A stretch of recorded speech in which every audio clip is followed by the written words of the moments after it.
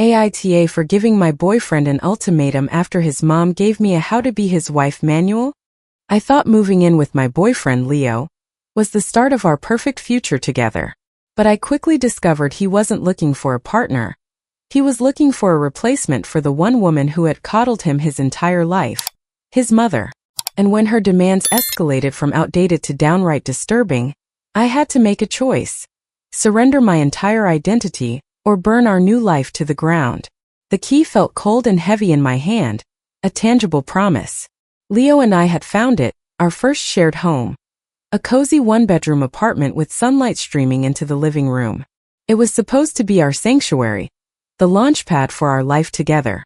We'd been dating for 2 years and he was everything I thought I wanted: charming, with a boyish smile that could disarm me in seconds, and a seemingly deep respect for my career as a graphic designer. The first week was a blissful blur of unpacking, takeout boxes, and laughter. But as the novelty wore off, a subtle shift began. It started with a comment tossed out so casually it was almost missed. "You know, my mom always has a hot meal ready for my dad the second he walks through the door," Leo said one evening, watching me finish up a work email. "It's like her sixth sense. She says it's the secret to a happy marriage." I chuckled, not looking up from my screen. Well, my sixth sense is telling me this client is about to demand their 5th round of revisions. Thank God for delivery apps, right? He was quiet for a moment. Yeah, I guess. A few days later, it was about laundry. I'd done a load, separating our clothes as usual. He held up a slightly wrinkled shirt. "Mom always irons everything, even my socks and boxers. She says it's about taking pride in caring for your family." This time I looked at him. "Leo, I take pride in my work, in our relationship, in keeping this place clean. But ironing your underwear? That's a line I'm not crossing." He shrugged, but a faint line of disappointment appeared between his brows. The comments became more frequent, a constant low-grade hum of expectation. "Mom packs my dad's lunch every day. Mom handles all the finances so dad doesn't have to worry." It was as if he was reading from a manual titled, "How to be a Wife circa 1955. The first major fight happened on a Tuesday. I'd had a brutal day, dealing with a difficult client and a crashing server. I came home exhausted, my head pounding, to find Leo on the couch, playing video games. "Hey, what's for dinner?" he asked, his eyes glued to the screen. "I have no idea," I sighed, dropping my bag. "I'm wiped. Let's just order a pizza." He paused the game. The silence felt heavy. I've had a long day too. I was really looking forward to a proper home-cooked meal. My mom says. That was the straw that broke me. Your mom, your mom, your mom." I exploded, my patience snapping. "Leo, I am not your mom. I'm your girlfriend. I work just as hard as you do. This isn't a partnership to you, is it? It's you looking for a caretaker." He looked genuinely shocked, as if my outburst was completely unprovoked. "That's not fair. I'm just talking about basic loving things. Why are you being so hostile?" We went to bed angry that night. A cold space between us in our new bed. It was the first crack in our dream, and I had a sinking feeling it was about to get much, much wider. A week later, Leo announced that his mother, Eleanor, was coming for a weekend visit. "She just wants to see the place and spend some time with you," he said, his tone overly bright. "It'll be fun." Eleanor arrived bearing gifts. A garish ceramic vase and a thick, handwritten binder. She was a perfectly coiffed woman in her late 50s, with a smile that didn't quite reach her eyes. She critiqued the apartment's lighting, the brand of coffee we bought, and the way I'd arranged the throw pillows. The first evening, she insisted on cooking. I offered to help, hoping it would be a bonding experience. Instead, it was a masterclass in condescension. "No, no, dear," she said, taking the knife from my hand. "You chop an onion like you're afraid of it. Watch me." A sharp knife is a woman's best friend in the kitchen. She diced the onion with terrifying speed and precision. Leo's father is a very particular man. He likes his steak a certain way, his shirts folded a certain way. It's our duty to make their lives effortless. That's the real work of a woman. I bit my tongue, forcing a smile. The next morning, the real purpose of her visit became clear. Leo had gone out to get groceries, and Eleanor cornered me in the living room, the handwritten binder in her hands. Now Sarah, she began, her voice syrupy. Leo is a special boy. He's used to a certain standard of care. I know you modern girls have your careers, but a man's home is his castle. I've taken the liberty of writing down all of Leo's preferences. She opened the binder. My blood ran cold. It wasn't just a collection of recipes. It was a detailed instruction manual for servicing her son. Page after page listed his routine. The exact temperature for his bathwater, 98.7 degrees Fahrenheit, tested with a thermometer. The specific brand of soap he used, nothing with a strong scent, it irritates his skin. A step-by-step guide on how to properly launder his cashmere sweaters. And then I saw a section that made my stomach lurch. Now this is the most important part, Eleanor said, her voice dropping to a confidential whisper. The evening bath and change. After a long day, a man needs to decompress. You'll draw his bath, lay out his pajamas, and help him change. It's a very intimate bonding ritual. I'll demonstrate when he gets back. I stared at her, my mouth agape. Help him change? You mean take his clothes off for him? Well, of course, she said, as if explaining something obvious to a child. He's always so tired. It's a gesture of love. I've been doing it for his father for 30 years. The world seemed to tilt on its axis. This wasn't just about cooking and cleaning. This was about infantilizing a fully grown man. This was about a level of enmeshment that felt deeply, profoundly wrong. I felt a surge of nausea. This was what Leo expected. This was the standard of care he was waiting for me to adopt. I was no longer looking at my potential future mother-in-law. I was looking at my warden, and she was handing me the rulebook for my own imprisonment. When Leo returned, the apartment was thick with attention he chose to ignore. Eleanor, however, was buzzing with purpose. Leo, darling, you look stressed, she cooed, taking the grocery bags from him. Why don't you go relax? Sarah and I are going to get your bath ready. My feet were rooted to the floor. Leo smiled at me, a warm, expectant smile. That sounds great, Mom. Thanks, Sarah. This was it. The moment of truth. I watched as Eleanor bustled into the bathroom, and I heard the water begin to run. Leo started unbuttoning his shirt, right there in the living room, as if it were the most normal thing in the world. My heart hammered against my ribs. Leo, I said, my voice trembling. What is happening? It's just a bath, babe, he said, looking confused.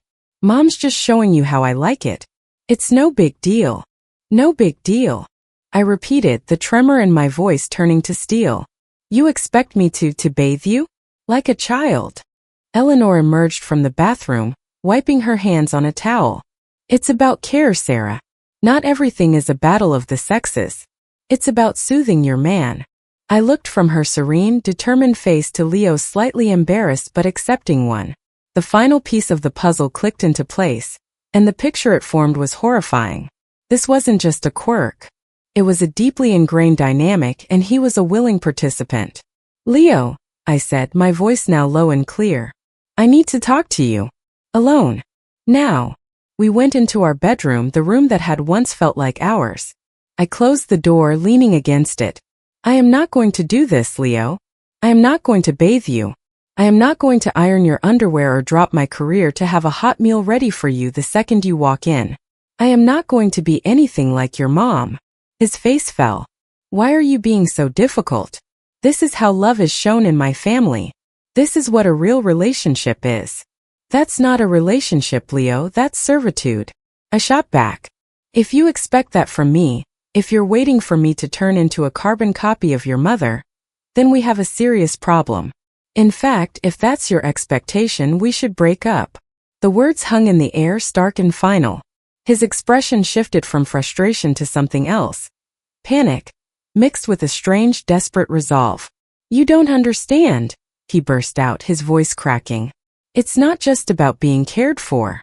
Then what is it about, Leo? I demanded. He ran a hand through his hair, his shoulders slumping. My dad, he had a massive heart attack 5 years ago. He almost died. The confession threw me. What does that have to do with any of this? He was overworked, stressed. Leo continued, his eyes glistening. Mom said it was because his home life wasn't a sanctuary. She said she failed him. She vowed to never let that happen again, to make sure his home was a perfect stress-free zone. And she says it's the only way. That if I want to live a long, healthy life, I need a wife who will protect me from the world like she protects Dad. She's not just being controlling, Sarah. She's trying to save my life. I stood there, stunned. The bizarre, controlling behavior was now framed as a life-saving mission, born from trauma. It was a shocking twist that reframed everything. It wasn't just about control. It was about a mother's pathological fear, a trauma she had weaponized and was now passing on to her son. And he had bought into it completely. Leo's revelation hung between us, a toxic cloud of misplaced love and fear. For a moment, I felt a pang of sympathy. I could see the scared little boy in him, terrified of ending up like his father. But sympathy quickly curdled into a colder, clearer understanding. This wasn't just a quirky family tradition. It was a cycle of dysfunction, and I was being asked to become its next enforcer. Leo, I said, my voice softer but no less firm. I am so sorry that happened to your family. That's truly awful. But this isn't the answer. Creating a bubble isn't living. And it's not a wife's job to be a full-time nurse to a healthy man. Your mother's fear is controlling your life. And now you want it to control mine. She's just trying to help, he insisted, the panic returning to his eyes. If you just give it a chance, you'll see. It's what's best for us. From the other side of the door we could hear Eleanor nervously calling. Is everything all right in there? I knew then that reasoning with him was impossible. He was too deep in the fog of his mother's conditioning. The trauma had been used as a justification for something deeply unhealthy. I made my decision. I walked out of the bedroom, past a worried-looking Eleanor, and went straight to the closet. I pulled out my suitcase and started packing. What are you doing? Leo asked, his voice small. I'm leaving, I said, not looking at him. I moved with a methodical calm, folding my clothes, gathering my laptop and important documents. You're leaving? Over this? Because you won't even try. He cried, his disbelief turning to anger. I stopped packing and turned to face him. Eleanor was standing behind him, a silent, grim statue. No, Leo. I'm leaving because you don't want a partner. You want a full-time caregiver who will cosplay as your mother. You're not looking for a wife. You're looking for a successor to the role your mother has created. And I will not audition for that part. My ultimatum stands. I will not be like your mom. If you expect that, we're done. As I zipped up my suitcase, my eyes fell on the handwritten binder, still lying open on the coffee table. A wave of anger washed over me. I walked over, picked it up and faced Eleanor. This, I said, holding it up. This isn't love. This is a prison you've built out of your own fear. And you don't get to sentence me to it. I dropped the binder into the trash can. The slap of the pages against the plastic liner was the only sound in the room. I turned and walked out the door, the sound of Leo's shocked silence and his mother's gasp echoing behind me. It was the hardest thing I had ever done. But as the door closed, I felt the first breath of freedom. The first week was a blur of tears, cheap hotel rooms, and the hollow ache of a future lost. I blocked Leo's number, knowing any contact would be a backward step. My friends were horrified when I told them the story, their support a lifeline that kept me from doubting my decision. A month later, as I was finally settling into a new apartment, my phone buzzed with an unknown number. Against my better judgment, I answered. It was Leo's father, Mark. His voice was quiet, hesitant. Sarah? I'm sorry to bother you. I heard what happened. I was stunned. I'd only met the man a handful of times, and he'd always been quiet, almost detached. I just wanted to say, you were right, he continued, his voice thick with emotion. You were right to leave. He told me a story I hadn't heard. After his heart attack, Eleanor's care had become a smothering blanket. She took over every aspect of his life, using his health as the ultimate justification. He felt emasculated, trapped, and utterly powerless. He'd lost not just his health, but his autonomy, his voice, his very self. I saw her starting the same process with Leo, and I said nothing. I was too weak, too guilty, he confessed. But you stood up. You said the things I should have said years ago. You leaving was a wake-up call. He told me that after I left, Leo had fallen apart. The shock of my departure had forced him to see the dynamic for what it was. He and his father had actually really talked for the first time in years.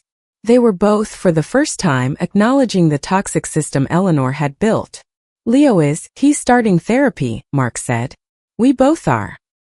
He's not ready to talk to you yet, and he may never be, but he asked me to tell you he's sorry. Truly deeply sorry. I hung up the phone, my hands shaking. It wasn't the happy ending I might have once dreamed of, but it was a resolution. My leaving hadn't just saved me. It had sent a shockwave through their family, forcing a long overdue reckoning. I looked around my new small sunlit apartment. It was quiet. There were no demands, no binders, no expectations. There was only me, my work, and my freedom. I had walked away from a life of prescribed servitude, and in doing so, I hadn't just ended a relationship. I had broken a chain. And in the quiet of that room, I knew without a single doubt that I had made the right choice. I had chosen myself. The story ends here, but our journey doesn't have to. If you want to join me for the next tale, please subscribe and ring that bell. Your support means everything. Thanks for watching.